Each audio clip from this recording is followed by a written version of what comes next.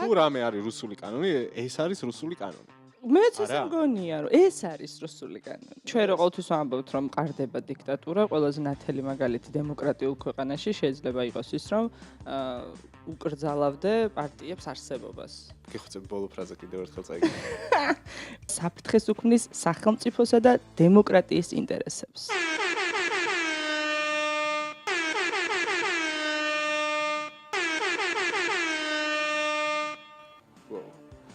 რის ინტერესებსო დემოკრატია? დემოკრატია. არ მომესმა. როგორ უნდა მოხდეს მაშინ არჩევნები? ვინ უნდა შექმნას ახალი პარტიები? თუ გათვლა ის არის რომ ხვალ რუსეთთან უნდა აღადგინონ ურთიერთობა, რა სჭირდება წინააღმდეგობა? ანუ ამოცანა ძალიან მარტივია, რომ მათ სჭირდებათ ამ ველის გასუფთავება და რაც უფრო მეტად გაასუფთავებენ, უფრო მეტ კომპლიმენტს მიიღებენ, რომ აი ღირსეული მთავრობა ყავს საქართველოს. ისე ამათი სტილია ყველაფრის აკრძალვა. ამათი სტილია? ანუ შენ გინდა რომ მე ვახსენო ის ქვეყანა, რომელსაც თვითონ ირაკლი კობახიძე არ ახსენებს და რამე უცხო რამე ძალა უცხო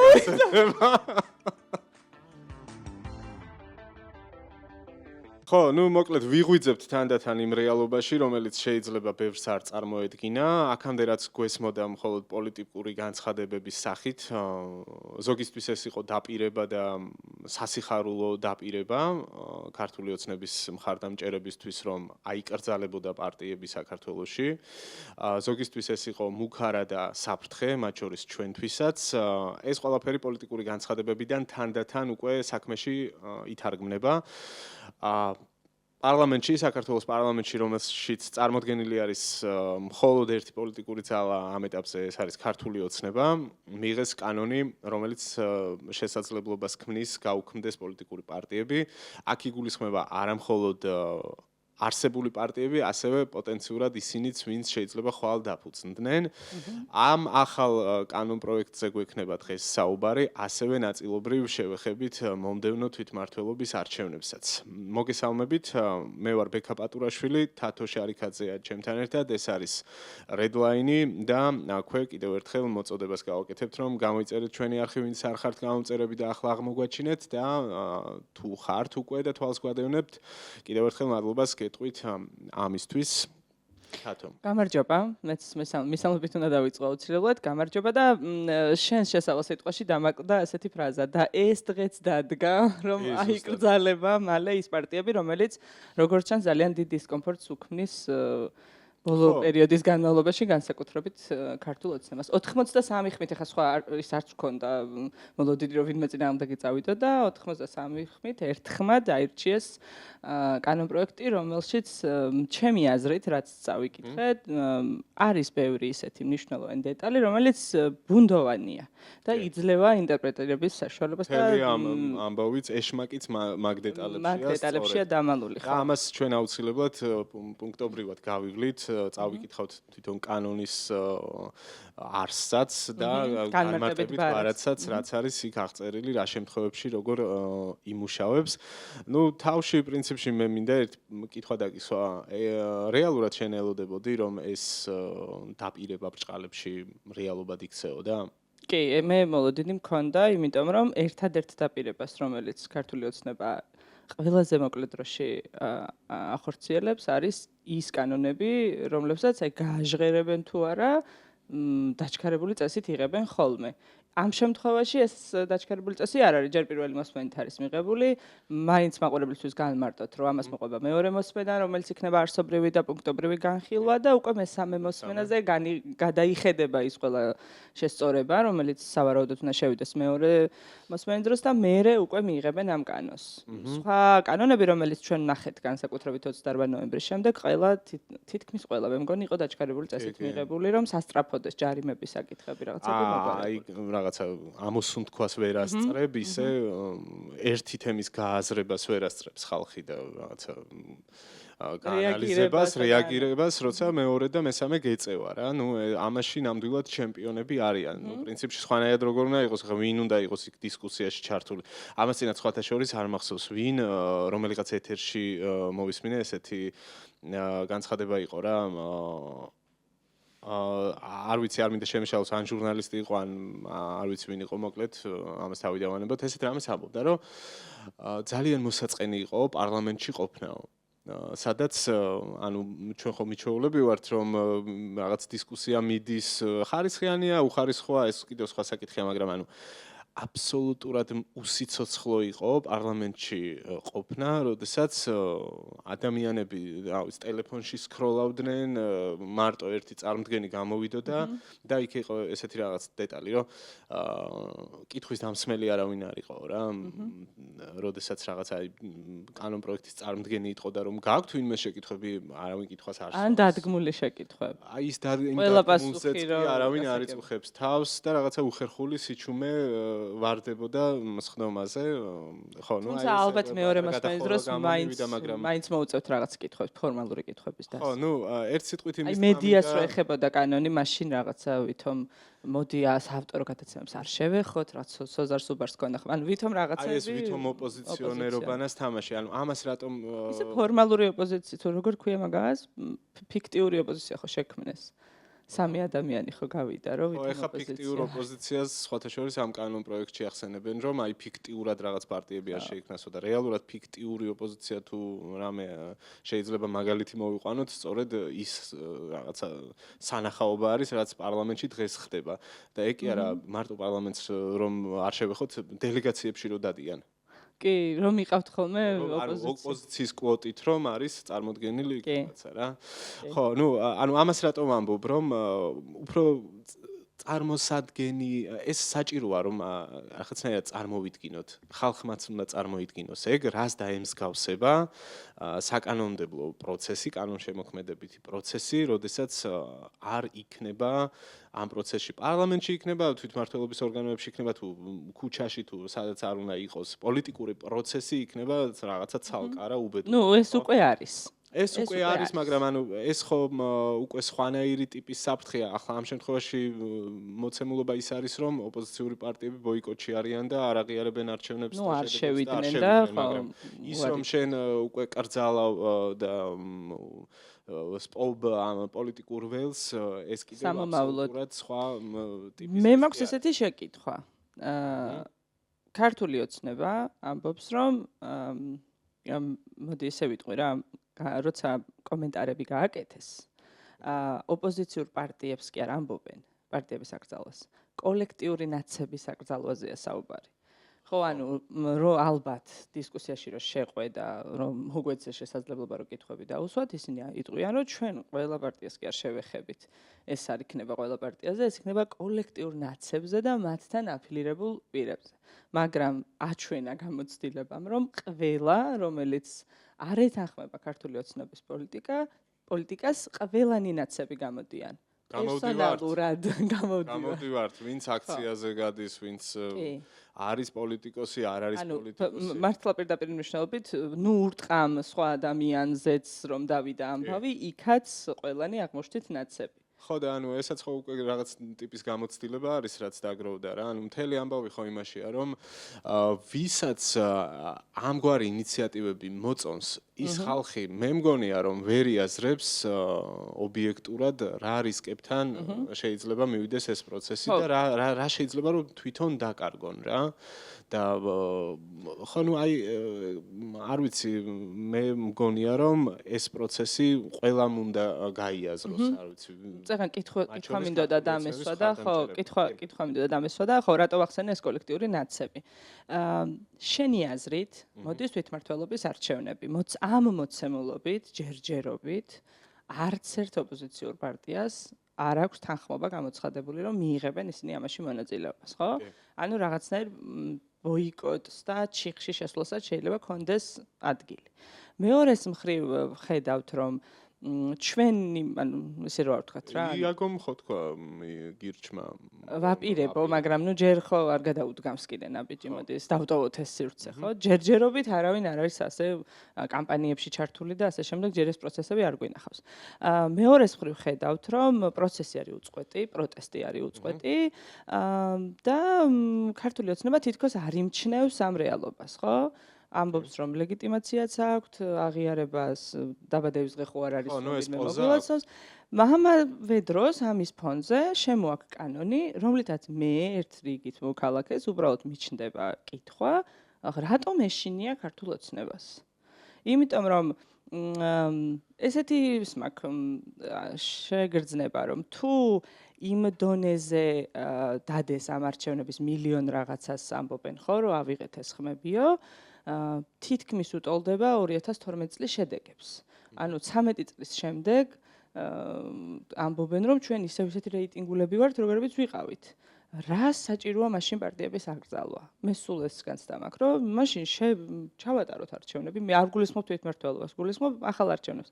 ჩავატაროთ არჩევნები და მოდი ყველამ ნახოს, აბა ვინ სად როგორ რანაირად, ну რა თქმა უნდა ამას ყველანაირი სამართლებრივი პირობა ჭირდება, ის წესები, ხა თუ ისევ მოსყიდვები და თუ გაყალბებებზე ვლაპარაკობთ, გასაგებია. ხო, მე მაქვს ესეთ თავს იზღვევენ, ესე გამოდის? შეიძლება არ ეშინიათ, მაგრამ თავს იზღვევენ ამ კანონით, რომ ან მე როგორ უნდა მოხდეს მაშინ არჩევნები? ვინ უნდა შექმნას ახალი პარტიები? ხედავთ, რომ რაღაცა პატარ-პატარა პარტიები გამოჩნდნენ, მაგრამ ახლა ეს ხო ძალა ვერ იქნება.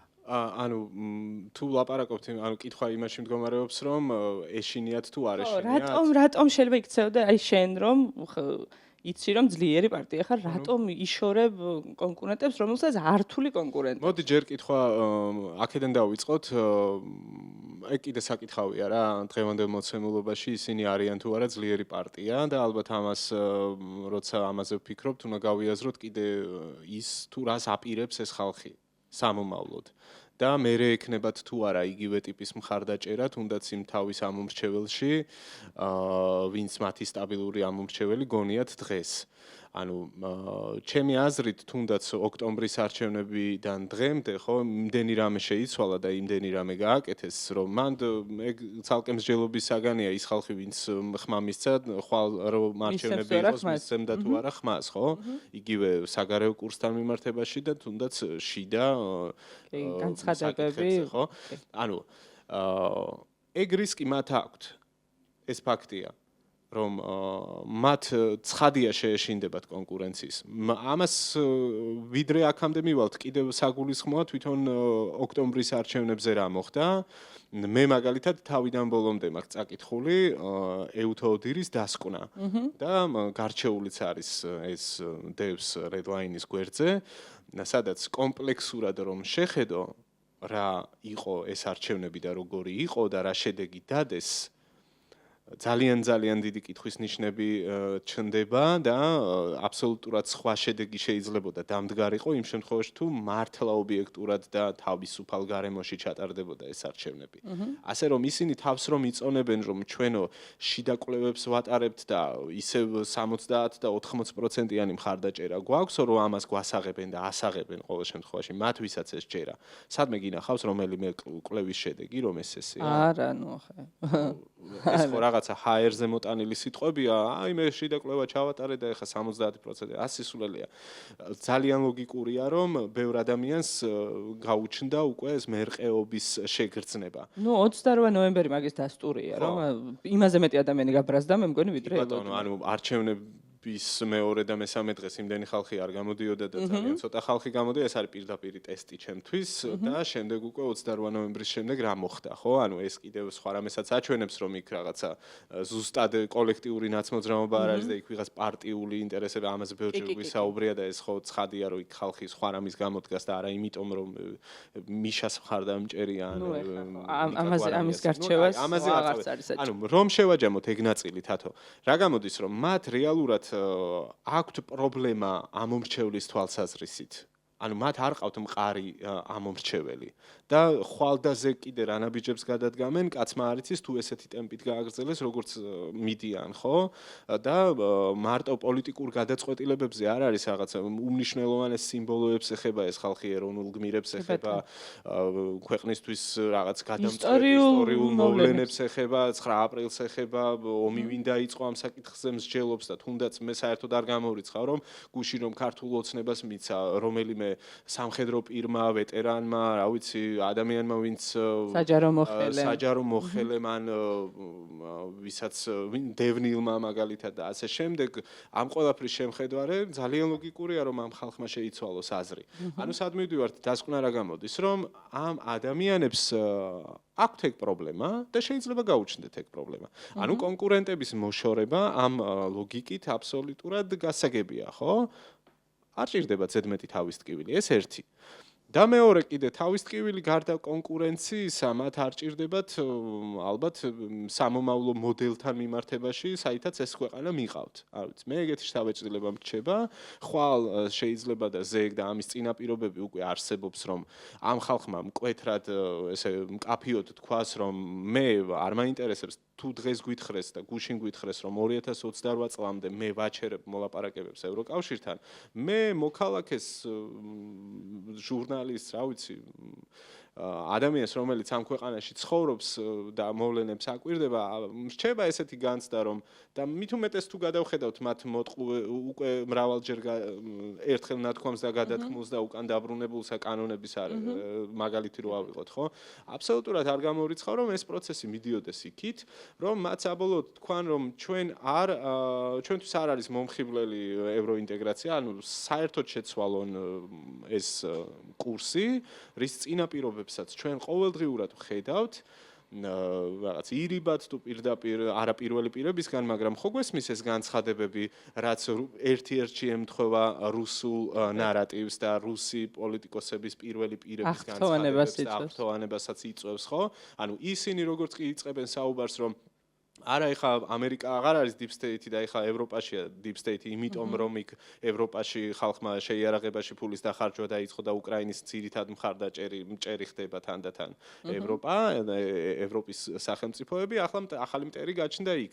ანუ ამ ყველაფრის გათვალისწინებით აბსოლუტურად ჩემთვის მოსალოდნელი არის, რომ ხვალ ოფიციალურად თქვან, რომ ჩვენთვის ეს რაღაცა ჩამოწერილი და ჩამონგრეული და რაღაც უკვე დეგრადირებული ევროკავშირი თავისი კორუფციით და ბიუროკრატიით და deep state-ით ჩვენთვის მომხიბვლელი არ არის, რა ვქნათ ახალი რეალობა გვაქვს, ახლა უნდა სხვა რაღაცა შეთანხმებებზე ვიფიქროთ.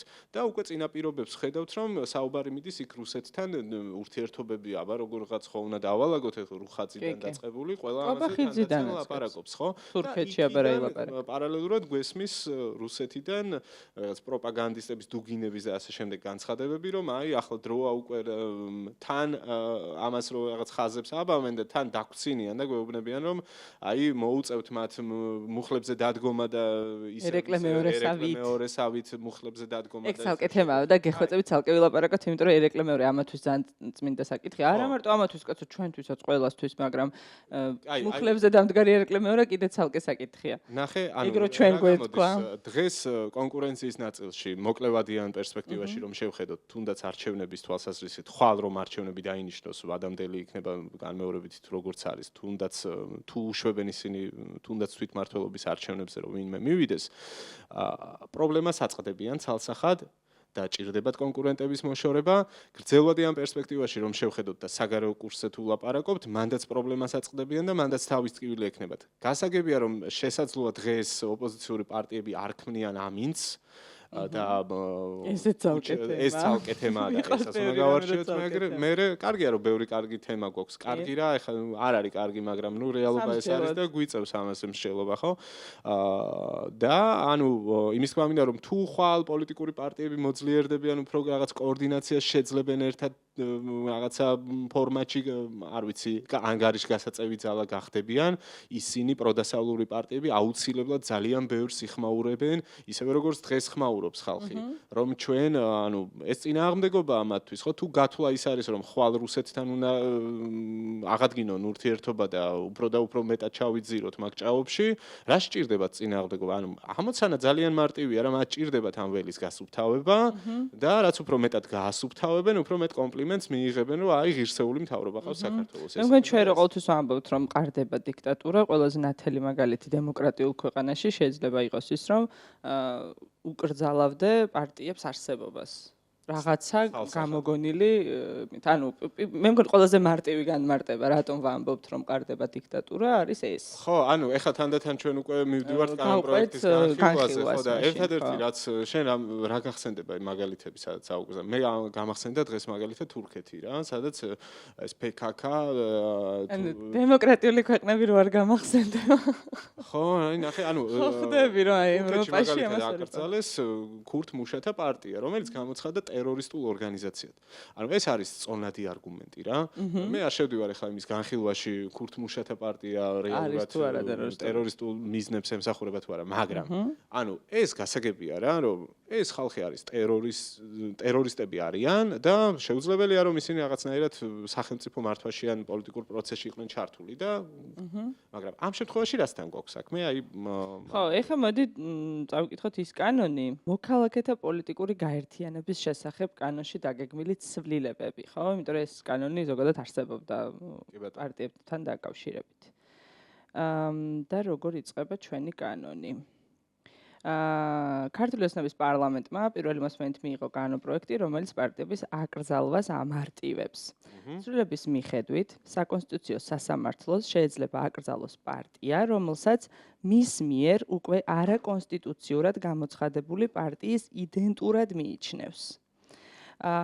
ამას ითვალისწინებს ქართული ოცნების მიერ მოქალაქეთა პოლიტიკური გაერთიანების შესახებ კანონში დაგეგმილი ცვლილება. კერძოდ, საკონსტიტუციო სასამართლოს შეიძლება აკრძალოს პარტია, რომლის გაცხადებული მიზანი ან და საქმიანობის არსი, მათ შორის პერსონალური ან და შესაბამისი საარჩევნო კომისიაში წარდგენილი პარტიული სიის შემადგენლობა, არსებითად იმეორებს საქართველოს საკონსტიტუციო სასამართლოს მიერ აკრძალული პარტიის გაცხადებულ მიზანს ან და საქმიანობის არსს, მათ შორის პერსონალურ შემადგენლობას. აი, აქ გავჩერდით. მარტივად რო განმარტოთ, იმიტომ რომ ზოგადად ისე მიიჩნევა რომ კანონების საკითხვა რატომ რაღაც რთულია, ასე ამბობენ ხოლმე და მარტივად რო თქვათ, ანუ არსებულმა პარტიამ, რომელსაც შეიძლება რაღაც პირობითად ნაციონალურმა მოძრაობამ, ხვალ რომ გარდაირქვას სახელი, იგივე შემადგენლობით ან ნახევარმა და ჯგუფმა, ან თუნდაც დანაყოფი მოხდეს, ვიღაცა გამოვიდეს, გვინახავს ხო ოპოზიციური პარტიები რამდენ ნაწილად დაშლილან, მაინც ვერ მიიღებენ არჩევნებში მონაწილეობას, იმიტომ რომ ეს არსებული ადამიანები უკვე არიან ამ პერსონები, რომლებსაც ეკრძალებათ არჩევნებში მონაწილეობა. ხო, ანუ ეს ხრიკი არის მოფიქრებული რის ფონზე, რომ თქვათ, რომ განმარტოთ რა. ესე იგი, როდესაც დაიწყო ეს პოლიტიკური დაპირება, რომ გასცა ქართულმა ოცნებამ, არაერთი ოპოზიციური პარტიის ლიდერი ამბობდა ასეთ რამეს, რომ რა სისულელეა ხალხოთ, ხვალ თუ მე ამკრძალავს როგორც პარტიას, მე დავარეგისტრირებ ახალ პარტიას, რომელსაც დავარქმევ ფორთოხალს პირობითად და აი ამ ფორთოხალის ქვეშ გავაგრძელებ იგივე ხო ანუ რა მარტივი მიიღებდა მონაწილეობას არ ხო მარტივია სახელი შეცვლა მარტივია რა სახელს შევიცვლი რაღაც იურიდიული ფორმა გადაიწევა გვერდზე რაღაც ახალი სუბიექტი გაჩნდება და დამთავრდა და ანუ ამით ხდება ამის გადაზღვა რომ თუ პირობითად ვიღაცა არის ამა თუ იმ პარტიის წევრი ხვალ რომ გადავიდეს სხვა პარტიაში იგულისხმება რომ ეს არის იდენტური და ამიტომ გაკეთდა სწორედ ეს ჩანაწერი.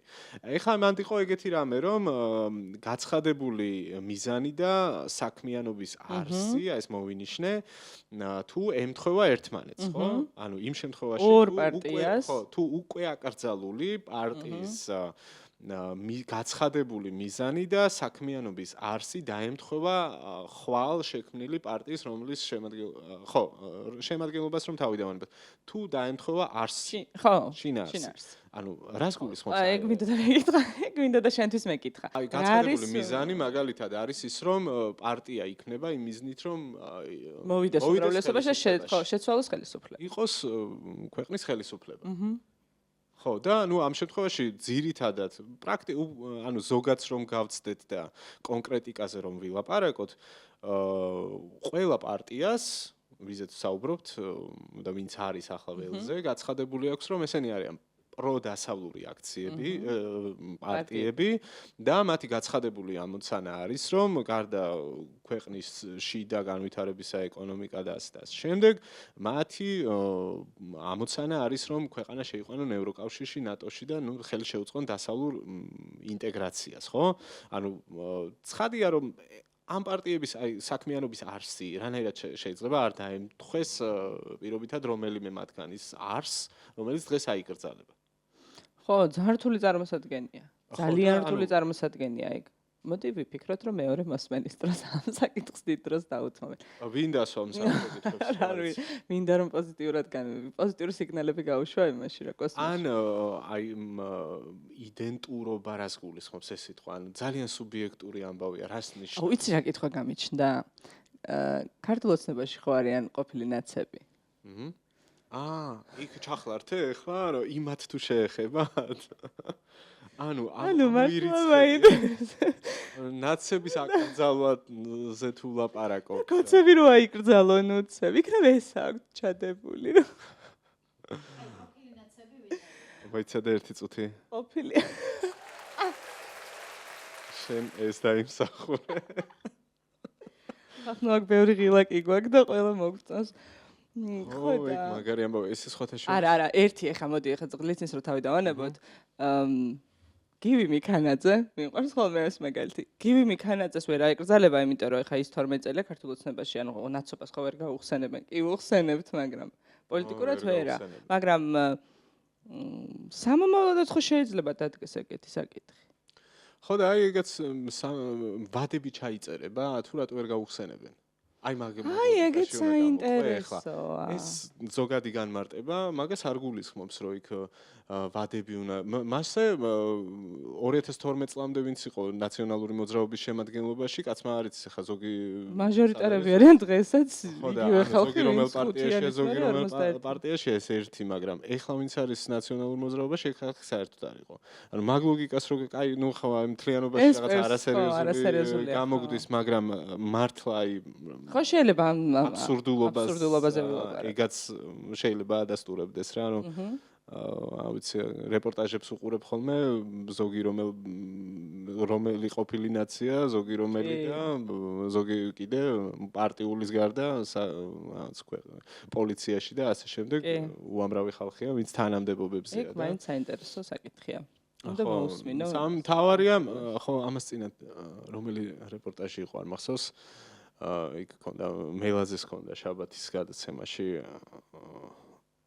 ის ამბობდა რა ქვია ხაპილოვი ლერი ხაპილოვი შინაარსი გამახსენე ეგო გამოსწორდა ანუ ამბავი იყო იმაზე რომ თბილისის პოლიციის უფროსად ინიშნება აღარ მახსოვს სახელი და გვარი, მოკლედ ეს კაცი რომელიც იყო 2012 წლამდე იყო მაშინაც პოლიციის უფროს ქარელში თუ არ ვცდები და იქ ხალხი ადანაშაულებდა იარაღის ჩადებაში რა, ძალიან მაგარი სიუჟეტი იყო. ანუ ტიპი ეხა დღეს პოლიციის უფროსად ინიშნება მთელი ქართული ოცნება სოზარ სუბარიდან დაწყებული მაგას აქციებს უწყობდნენ თურმე რომ იქო შენო გადადგეს სასტრაფოდ და ასე შემდეგ განცხადებები ამოიღეს მათი და დღეს რომ მიადგა ჟურნალისტი რომ ესო როგორო ეგო გამოსწორდაო ასეთი პასუხი იყო რა ვიცით ეხა მაგის მე ანუ სადაც ხარება ყოს მაგალითად ხო ანუ ესეთი მაგალითებიც ხო ანუ ეს ერთ-ერთი აბსურდულობას მიანიშნებს ამ პატარა ქვეყანაში მართლა ეხა რო გადახედოთ თუნდაც საჯარო მოხელებს კაი თავი დავანებოთ მოდი ცენტრალურ ბირთვს რა მე რაც მაქვს ინფორმაცია და რაც ვიცი და შევხედრი ვარ სხვადასხვა რეგიონებში რომ წახვიდე მაგალითად ხო აი საკრებულოებში რაღაცა გამგეობებში და ასე შემდეგ მაგ ხალხს რომ გადახედოთათო ანუ უმეტესობა ჩინოვნიკები ვინც არიან, ანუ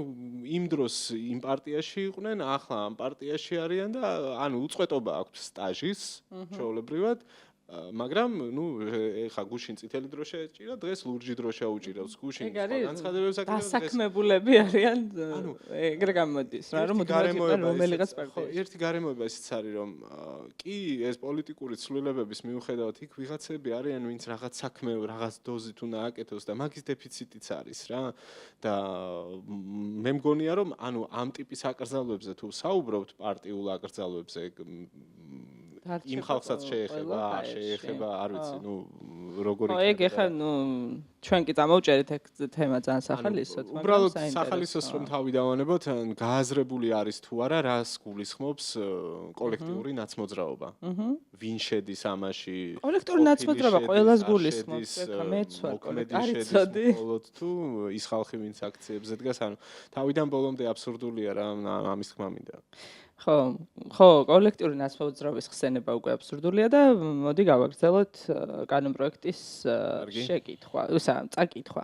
კანონპროექტის განმარტებით ბარათში აღნიშნულია, რომ პოლიტიკური პარტიის შექმნა და საქმიანობა აბსოლუტური უფლება არ არის და სახელმწიფო უფლებამოსილია შეზღუდოს მოცემული ძირითადი უფლებები, თუ მათი გამოვლინება საფრთხეს უქმნის სახელმწიფოსა და დემოკრატიის ინტერესებს. ოპა, მოიცა? აქ რა რომელი იყო? ეს ტაში? არა. ჩაძაბე. ეს რატო ჩავძაბე, იცი? მან გიხოცებ ბოლო ფრაზა კიდევ ერთხელ წაიგე. მოიცადე. ხო.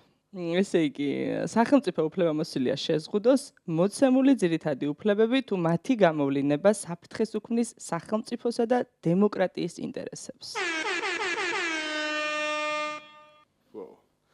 რის ინტერესებსო დემოკრატია? დემოკრატიის. არ მომესმა. აბა მოდი მითხარი რა უქმნის საფრთხეს დემოკრატიის ინტერესებს დღევანდელ მოცემულობაში. 4 არ შემდგარი გადატრიალება არ მიხსენო. უკვე აღარ შემიძლია. მაჭირდება თათო არ რით ვერ გავიგეთ ვინ უქმნია საფრთხეს დემოკრატიას. ვის უნდა ავუხსნა რომ ან ძალიან ცუდად ქონია მაშინ საქმე რა, ანუ თუ ვინმე ვერ იაზრებს იმას, რომ პარტიების აკრძალვა არის უფრო დიდი პრობლემა დემოკრატიისთვის. უზარმაზარი ფუნდამენტური საფრთხე, არ ვიცი რაზე უნდა ვილაპარაკო, ანუ ამას ვეძახი მე რაღაცა აი ხო და მეორე ნაწილი მანდის არის რომ დემოკრატიას საფრთხეს ვინ უქმნის ძალიან დიდი ბოდიში დღეს ხო არის შექმნილი ხო არ არის ბეკა უკვე შემთხვევით ხო ნუ შემთხვევით ხომ არ არის უკვე შექმნილი სასაცილოა და 83 კაცი ერთხმად ამბობს რომ კი აბა რა კაცო თუ ვინმე დემოკრატიას ხელი შეუშალა აიკრძალოს ისე ამათი სტილია ყველაფრის აკრძალვა ხო იცი რაღაცა მოხდა ცუდი რაღაცა აიკრძალოს კიდე რაღაც ანუ ამათი სტილია აკრძალვა ამათი სტილია მოებული ხარ საიდან მე ხომ არ მოდის აი ეს მინდა რომ გათქმევინო აი რა გახსენდება რომელი ქვეყნები რა გეოგრაფია გახსენდება ანუ შენ გინდა რომ მე ვახსენო ის ქვეყანა რომელსაც თვითონ ირაკლი კობახიძე არ ახსენებს და რამე უცხო ძალა ხომ არ გახსენდება რამე უცხო ძალა ხო არ გამახსენდა შემთხვევით ან ძალები რომ ვიღაცამ ამოგვიჭრას ბექა და რო თქოს რომ რუსეთს არ ვახსენებთ აბა რამე ძალები მოდი ძალები ძალები უცხოური ძალები რამის ახალე ორი უცხოური ძალა სადაც რაღაცების აკრძალვა არის მოდაში მოდი მაგ სიტყვას ვიტყვი რა ხოდში ანუ მართლა ვიცინით მაგრამ ანუ მე ვიტყვით რომ ეს კანონი რუსული არ არისო იმიტომ რომ რუსული შრიფტით არაფერი არ წერია კი ძალიან არ მუშაობდი ამ კანონებს ძალიან განთვითის ხო არ გასა ხო არა მაგას ვიტყვით აბა რას ვიტყვით არ ვიტყვით ანუ ეს არ არის რუსული კანონი მე მგონია რომ ქვეყნის მოსახლეობის უმრავლესობას ჯერა რომ ეს არ არის რუსული კანონი არა მე მგონია რომ ეს ესე არიციან კაცო ხო ნუ არ ვიცი ხა შეიძლება ნუ კაი მართლა გაგვექცა ხა ძალიან ხუმრობთ მაგრამ ანუ საფრთხეს უქმნის სახელმწიფოს მოდი ესე ვთქვათ რა თუ რამე არის რუსული კანონი ეს არის რუსული კანონი მეც ისე მგონია რომ ეს არის რუსული კანონი კი ნუ სხვა დანარჩენთან ერთად აი განა ის არ არის კაცო მაგრამ ეს არის ის ამერიკული ფარა კი არა იმაზე ვლაპარაკობ მე აი ეს არის მართლა ეს არის ხალხური ანუ საფრთხეს რო უქმნის სახელმწიფოს ანუ ზოგადად ხო კარგად ჟღერს რა რომ დემოკრატიას თუ ვინმე ხელს უშლის და საფრთხეს უქმნის სახელმწიფოს ანუ წეგან რა მაგალითის თქვი რომ ხა ტერორისტულ ორგანიზაციას რო არ მიცე უფლება პარტიებში შემოსვლის გასაგებია მაგრამ მე მაგალითად სულ მინდა რომ არსებობდეს კანონში ჩანაწერი სადაც პრორუსულ ძალებს შეიძლება შეეზღუდოს მაგრამ მე როცა ამას ვამბობ მაინც დემოკრატიის კითხვის ნიშანი დგება იქ ხო ეგრეა არ ვიცი როდესაც ქვეყნის მტერზე საუბრობთ და ხო ანუ მეც მინდა რომ თუ რაღაცა კანონი ოკუპაციის შესახებ არსებობს რომ ადამიანები არ უნდა შემოდიოდნენ როცა ეს დარღვეული აქვს ხო ესე მგონია რომ პოლიტიკურ სპექტრში არ უნდა იყვნენ ასეთი ადამიანები და რა ვიცი ხო, მაგას წულუკიანის კომისია გამოიძიებს, ვინ არიან დღეს რუსეთის ინტერესების გამტარებლები საქართველოში და შემდეგ მომზადდება პოლიტიკური დასკვნა. და მერე პოლიტიკური საგანგებო დასკვნა რომ ბრიფინგზე. მომზადდება, მერე საკონსტიტუციო სასამართლოს მიმართავენ და როგორც ინდივიდუალურად, ასევე ჯგუფურადაც შეიძლება წულუკი. ხო, ეგ საკითხი ამ ყველაფერთან კავშირშია და მოდი მაშინ განვაგრძელოთ. კარგი ხიდი გამოგვივა, მერე უკვე ხო. მოკლედ, საკონსტიტუციო სასამართლოს მიმართებაში. საკონსტიტუციო სასამართლოს ექნება შესაძლებლობა განახორციელოს ეფექტიანი საკონსტიტუციო კონტროლი პოლიტიკურ პარტიებზე, რომელთა მიზანია საქართველოს კონსტიტუციური წყობილების დამხობა ან ძალადობით შეცვლა, ქვეყნის დამოუკიდებლობის ხელყოფა, ტერიტორიული მთლიანობის დარღვევა ან რომელიც ეწევა ომის ან ძალადობის პროპაგანდას, აღვივებს ეროვნულ, ეთნიკურ, კუთხურ, რელიგიურ ან სოციალურ შუღლს, შესაბამისად იმ პირებს, რომლებსაც აქვთ სურვილი კვლავ იმ პირებს, რომლებსაც აქვთ სურვილი კვლავ ზემოაღნიშნული პარტიების არსებითად მსგავსი ახალი პარტიები დააფუძნონ და კვლავ განაგრძონ არაკონსტიტუციური საქმიანობა, სასამართლო წესით აეკრძალებათ ასეთი ფიქციური პარტიების მეშვეობით მოქმედება. ხო, არსებითად მსგავს. აქ ახლა ბევრი ჩამონათვალი რაც იყო. იგივეა, ხო რა. ისედაც იყო თუ არ ვცდები კანონში, ქვეყნის დამხობა და დაქცევა. ხო, დაქცევა და გადაწვა თუ გინდა, არ უნდა მოქცენო პარლამენტში და არ უნდა იყო. მაგრამ გააჩნია ეს, ხო და აქ არის მთავარი, საკონსტიტუციო სასამართლო ვიზე იტყვის, რომ ამის გაკეთება უნდა. ხო, სუბიექტური გადაწყვეტილება. მე მგონია შეიძლება ჩვენზეც თქვა. ვიცით ხო, ვის ხელშია სასამართლო? მაგას ვიძახი, რა აზრი აქვს მაგ სასამართლოს? რა აზრი აქვს? ხო და მე იტყვია, რომ არა ჩვენ, ვიცი, აგერ დამოუკიდებელმა სასამართლომ, საკონსტიტუციო სასამართლომ გადაწყვიტა, რომ ეს არის ექსტრემისტული ძალა, ანა. ამათ უნდათ დამხობა, ამათ უნდათ ომი. კოლექტიური ნაცმოძრაობის. ხო, არის ომი ვის უნდა? ხო, არ გეცნობა ეს განხილვებზე, ომი ვის უნდა და ხო არის.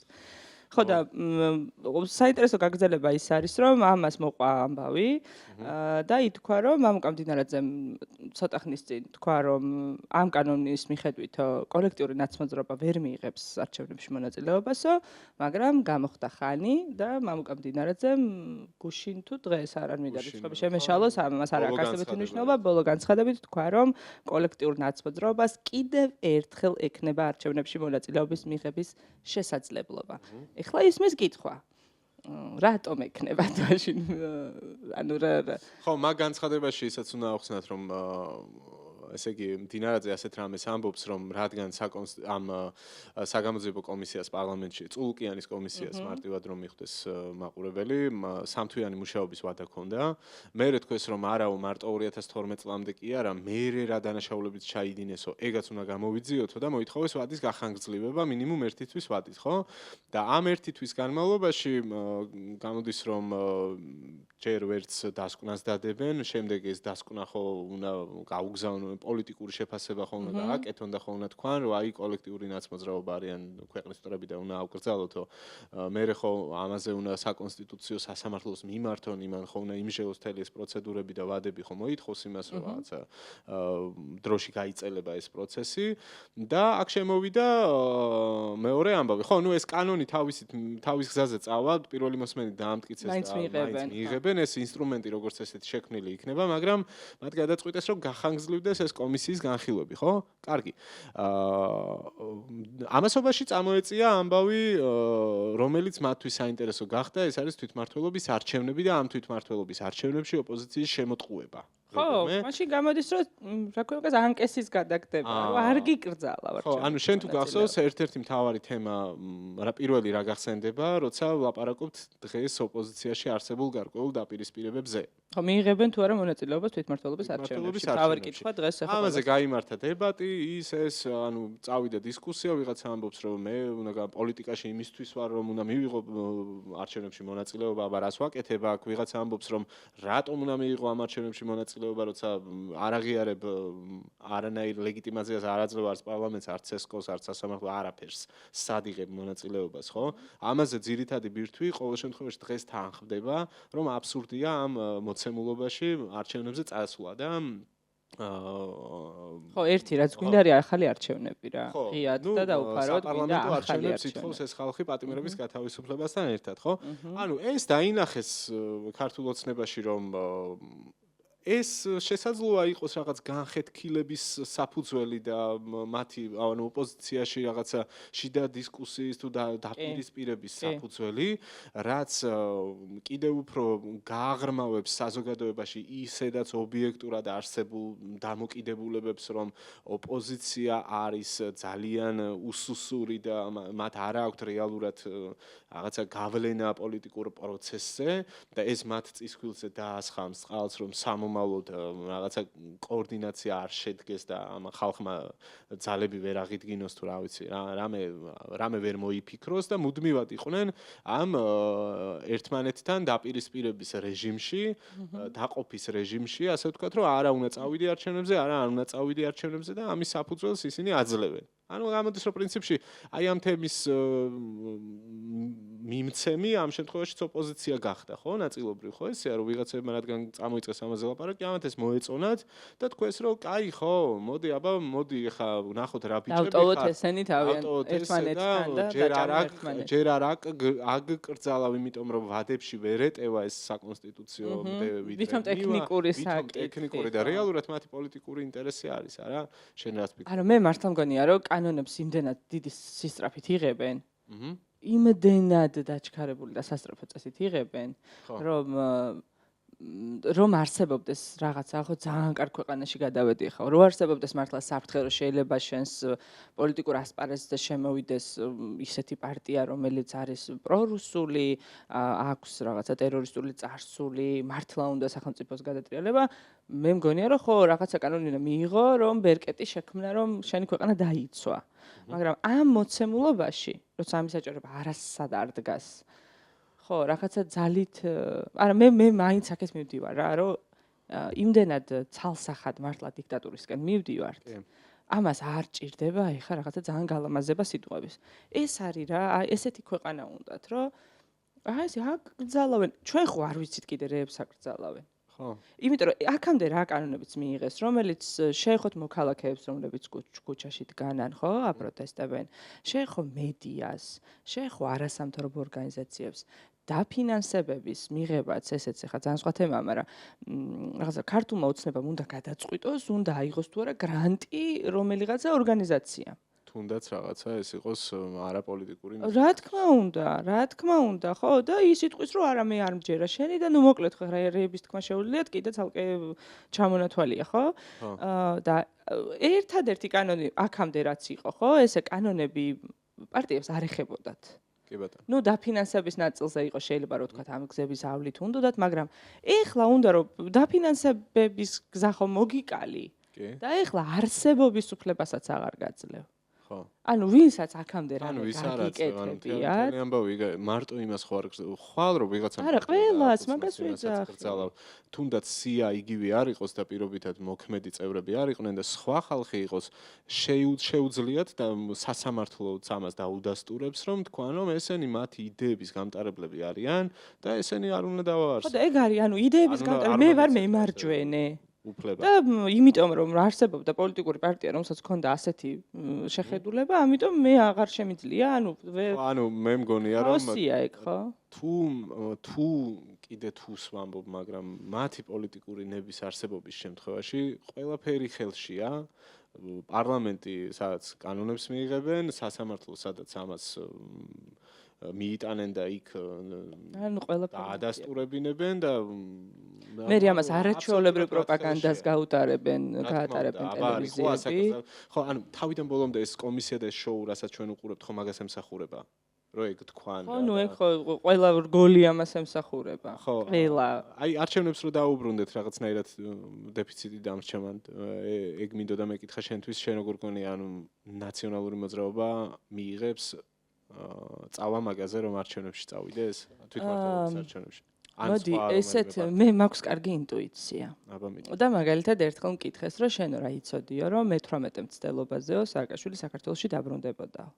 და მე უთხარი, რომ მე იმიტომ კი არა რა პოლიტოლოგია ნასწავლი მაქვს. ანუ უბრალოდ კარგი ინტუიცია მაქვს და გავთვალე, რომ სააკაშვილის რეიტინგი იმდენად იყო დაცემული ამ ქვეყანაში, რომ უკვე სასაცილო იყო მის ჩამოსვლაზე საუბარი, რომ ეს რომ არ ჩამოსულიყო, როგორც პოლიტიკური ფიგურა ძალიან გაქრებოდა. მე ასე მგონია. საერთოდ გაქრებოდა. ხო? რაც არ უნდა მერე პროცესები განვითარებულიყო, ის ძალიან იყო უკვე რა და ყველა მაგაზე ღლიცინებდა, რომ იქ ოდესაში რაღაცა კლიპი გადაიღო და ხო, ნუ იქიდან რაღაცებს შემოგვიტვლიდა ხოლმე, სხვასთან. კატრინე. აი გამახსენდა, იქიდან რაღაცებს შემოგვიტვლიდა ეს ხო, ესე იყო რა. ხო და თან უკვე ეს რაღაც დაჭერების საკითხიც აღარ იყო და მოკლედ იქ დაჭერების უკრაინაზე უკრაინას გულისხმობ. ხო და მე მე ესეთი შთაბეჭდილება დამჭა, რომ ამ კაცმა ეგ მაინც სწორად გათვალა, რომ პოლიტიკური რეიტინგი ჭირდებოდა და ნამდვილად მაშინ მან ეს რეიტინგი მოიპოვა. მე მგონია, რომ დღეს არამხოლოდ ნაციონალური მოძრაობა, ყველა ოპოზიციური პარტია ძალიან ისეთი გამონაკლისი, მაგალითად შეიძლება გირჩის, მაგრამ შეიძლება ამასაც ახლა ტყუილს ვამბობ. მგონია, რომ ძალიან დაიწყეს ხალხის მოსმენა, იმიტომ რომ თვითონაც ძალიან არიან შემცბარები და შეშინებულები, ხო? იმიტომ რომ მაგის მაგალითი ის აქციები იყო 28 ნოემბრამდე. ხო, მანდ დაინახეს. ამიტომ არიან შემცბარები და მიხვდნენ რომ ისინი კონკრეტულ პოლიტიკურ პარტიას ხმას იმიტომ კი არ აძლევენ, ისინი კი არა მოქალაქეები, იმიტომ კი არ აძლევენ რომ მათი დაპირება და მათი საარჩევნო კლიპი მოეწონათ და სულს და უარეს შორის კარგ მანქანაში იჯდა რომელიმე ლიდერი. არა, იმიტომ რომ ხო, სხვა არჩევანი უბრალოდ არ ქონდათ. ამ რეალობაში მე მგონია რომ დღეს იმდენად მკვეთრად არის დაკვეთა. რომ არ უნდა მიიღო მონაწილეობა თვითმმართველობის არჩევნებში, ხო, მე მგონია რომ მაშინ თავი უნდა გაინადგურონ. თუმცა რაღაც თქმა მინდოდა, ხო, თუმცა ის რომ აგერ გახარიას კიდევ რატომ მიუბრუნდი იმ ძველ თემას, მაგრამ ძალიან მოკლედ ვიტყვი რომ თუ მაგლოგიკით ხალხის დაკვეთა იყო რომ საგამოძიებო კომისიაზეც არ უნდა მისულიყვნენ, თეატრულუკიანთა თავი არ უნდა იმართლებინათ. და ვიღაცები მაინც მივიდნენ. ხო. მაშინ ვერაფერს გამოვრიცხავთ. და სხვათა შორის გახარიაზე რო ლაპარაკობთ, ჩვენ ერთი არ გვითქვამს, თვითონ გახარიას პარტიაშიც არ იყო ყველა მომხრე.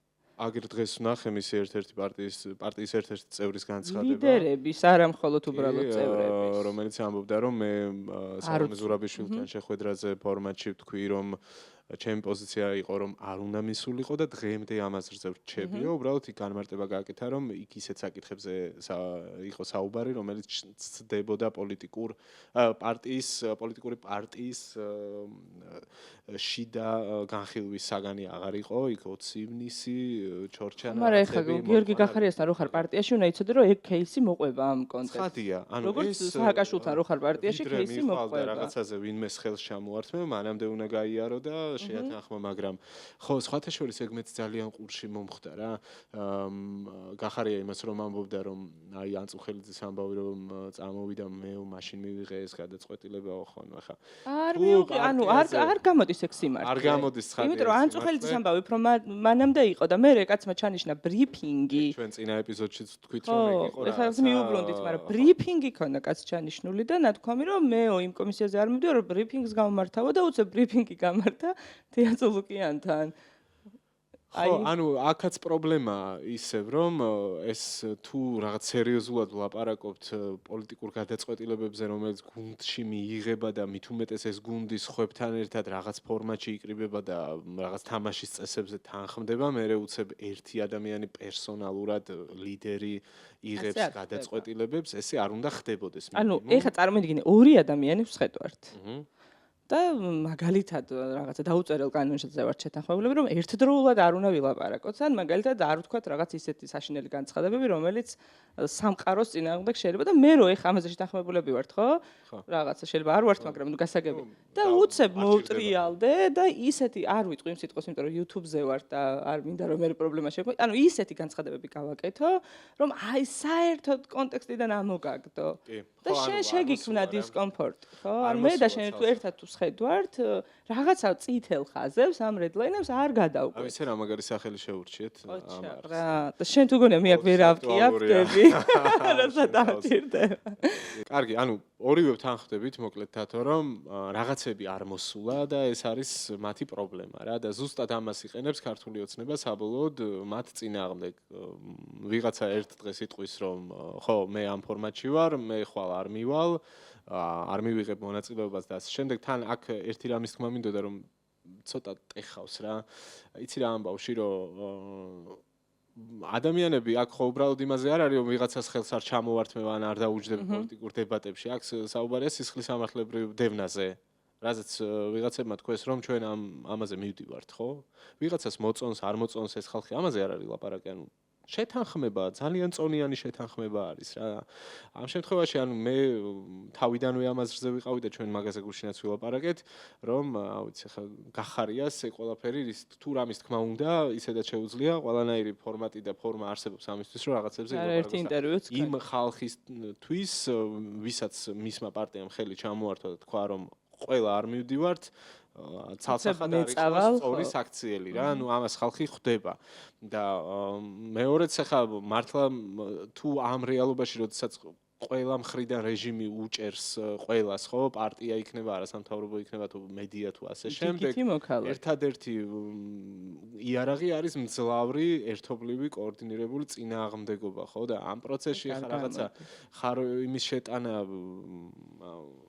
მე ძალიან მიყვარს თან მინდა რომ ბოლოსკენ წავიდეთ იმიტომ რომ ისევ გიორგი გახარიაძე არ ვიდა რომ ვილაპარაკოთ მგონია რომ 1 საათი ვილაპარაკეთ მაგ ყველაფერზე მე მგონია რომ ქართველი ერს რომელსაც ხორუმი აქვს ცეკვა სადაც შეთანხმებული სინქრონული მოქმედება ქმნის საუკეთესო ცეკვის ილეთს და სანახაობას იქ მე სოლოს ცეკვა მინდოდაზე წინ გამოვარდნა თუ და მით უმეტეს გინდოდა და ვინგიშლიდა ხო ანუ ხო თუ გინდოდა მაშინ აქ რა გინდოდა სამაიაში გეცეკვა არა ხო ანუ ეგრე არ არის რა სოლო მინდა და გამიშვით ეგრე არ ხო ანუ ამაზე იმიტომ ვლაპარაკობთ რომ ანუ ძალიან მარტივი და ელემენტარული საკითხია რა ისედაც ხალხში რომელიც ამდენი ხანი იბრძვის პირდაპირ გაგებით ნამდვილად იბრძვით რა მე არ მინდა რომ განყენებულად ანუ ყველა ხო ხან ოპტიმისტურად ვართ ხან რაღაცა ნიჰილიზმში ვართ იცი რა არის მე როგორც ადამიანი რომელიც და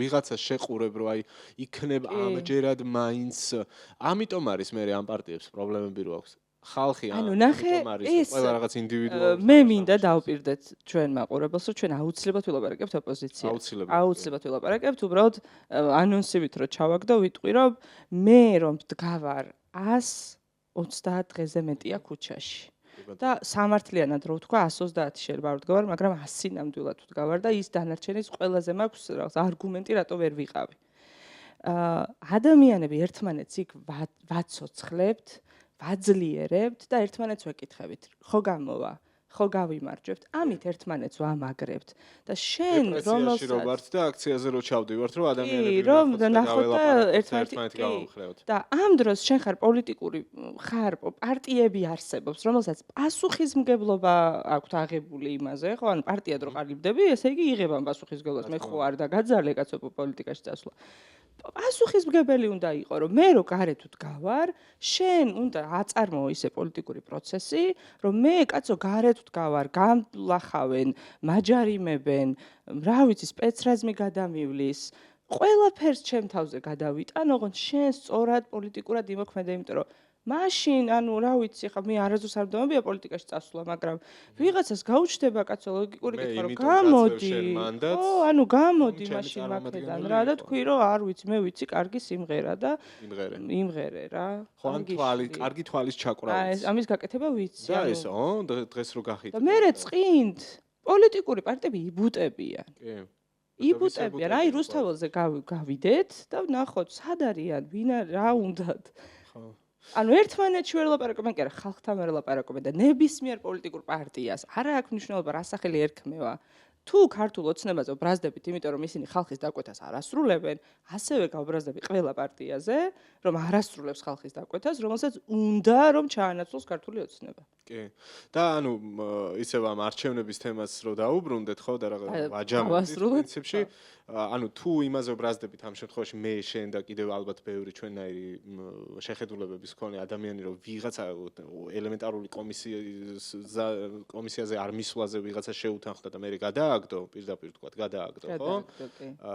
ანუ დღეს თუ მეუბნება რომ მე არჩევნებში მონაწილეობას არ მივიღებ თვითმმართველობის და ხვალ წავიდეს და უი მე ხა პარტია ვარ და ანუ ეს შედეგი იქნება რომ პარტიიდან რამდენიმე კაცი გამოვა, ვინც აგერ დღესაც თქვა რომ დღესაც არ ვთვლი რომ უნდა მისულიყო გახარია იქო. იგივე მოხდება. ხო არა, ანუ ისინი რო გამოვლენ ჩვენ მერე რა. ჩვენ არაფერი მაგას ვიძა. ანუ ჩვენ დავრჩებით ისევ მოტყუებული და რაღაცა იმედგაცრუებული. კი, და მე მგონი ამდენს ვერ გადავიტანთ და ვერ გადაიტანს ჩვენი მაყურებელიც, რომელიც 1 საათია უკვე სავარაუდოდ გვიყურებს. კაი, ნუ შემდეგში მოკლედ ორი თემა დაგვიგროვდა, რაზეც ორიც მეტიც. ეგრეც ნუ გავწერთ, მაგრამ ბევრი საინტერესო თემა როგორ იქნება ეგ. ოპოზიციაზე უნდა ვილაპარაკოთ და რას ფიქრობთ ოპოზიციაზე? კიდევ ბევრ რამეზე უნდა ვილაპარაკოთ. დავაანონსეთ უკვე წინა ეპიზოდშიც რომ ქართული ოცნებისა და ტოლობის ნიშნებზე აუცილებლად გვექნება საუბარი და აი ამ რაღაცა ისტორიის გადაწერა მე ეს გადაწერაზე და კომპასის სხვაგან მიმართვა, ჩრდილოეთით მიმართვაზე და დასავლეთი რო ცუდი ამაზეც აუცილებლად ვისაუბრებთ. ხო და დღეისათვის ეს იყო. კარგი. ძალიან დიდი მადლობა რომ ამდენი ხანი გვიყურეთ. გამოიწერეთ არხი Redline-ი. ეს ხშირად უნდა თქვა, ბექა YouTube-ის წესები. და არ დაგვეცეს განათება თავზე, ჩვენი სურვილია. ხო, გთხოვთ რომ გამოიწეროთ ჩვენი არხი და ჩვენ ეგეთი მიდგომა გვაქვს რომ უბრალოდ ჩვენთვის გულწრფელად საუბრობთ და მსჯელობთ. ისევე როგორც შესაძლოა თქვენ მსჯელობთ სადმე, რა ვიცი, სახლში, მეგობრებთან და ასე შემდეგ. ან შეიძლება გვისმენთ და რაღაცებში არ გვეთანხმებით. არ ვფიქრობთ რომ ახლა ჩვენ ვიღაცამ უნდა გვაკრიტიკოს იმის გამო რომ აი თქვენ რომელი პოლიტიკური ექსპერტები გამომიხვედით, მაგრამ არა, ჩვენ ვართ ამ ქვეყნის მოქალაქეები, რომლებსაც რაღაცები გვაწუხებს. იმის გამო რომ რაღაცები გვაწუხებს, დავთმეთ ჩვენი სამსახურები და ბევრი დისკომფორტი შევიქმენით და გვინდა რომ ეს ენთუზიაზმი შევინარჩუნოთ რომ გავაგრძელოთ საქმიანობა. ამიტომ ძალიან გაგვიხარდება. ძალიან მოგწონს ეს ფორმატი და ძალიან ველოდებით თქვენს გამოხმაურებებს. ხო, გამოიწერეთ Redline-ი, გამოიწერეთ კიაფი, ეს არის ჩვენი კოლაბორაცია, ასე ვთქვათ. და დიდი მადლობა. ერთმანეთს ხელს უწყობთ რომ განვავითაროთ ერთმანეთი. და ამ განვითარებაში ხელი შეგვიწყო სივრცემ, სადაც ჩვენ ვართ. კი, ძალიან ლამაზმა და ძალიან საყვარელმა. სადაც არაჩვეულებრივი პოდკასტის სივრცე მოვაწყეთ. მადლობა პოსტერ ბარს. დიდი მადლობა პოსტერ ბარს. სხვათა შორის იცი პოდკასტისთვის რა სახელის დარქმევა მინდოდა, აქაურობა რომ ნახე? მწვანე ოთახის. მაგრამ მე მივხვდი რომ უნდა გვემღერა ხოლმე, რომელიც არ გვიჭირს ახლა ჩვენ, მაგრამ იმ ხალხს უკეთეს. აუ ნუ ამბობ ეგ. მინიმუმ ჩემზე. მადლობა და დროებით.